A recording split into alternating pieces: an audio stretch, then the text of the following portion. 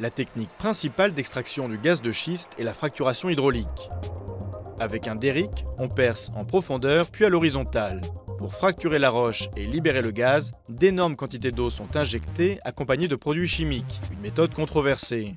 D'autres techniques sont envisagées. Certaines consistent à remplacer l'eau par un autre fluide sous pression, par exemple de l'hélium, du CO2, de l'azote ou encore du propane. La fracturation au propane est aujourd'hui l'alternative la plus aboutie. Elle peut se faire sans eau ni produits chimiques mais présente des risques importants car le propane est inflammable. Par ailleurs, d'autres procédés physiques sont étudiés. Par exemple, la fracturation par explosif, sans eau ni additifs mais qui présente notamment des risques d'explosion en surface.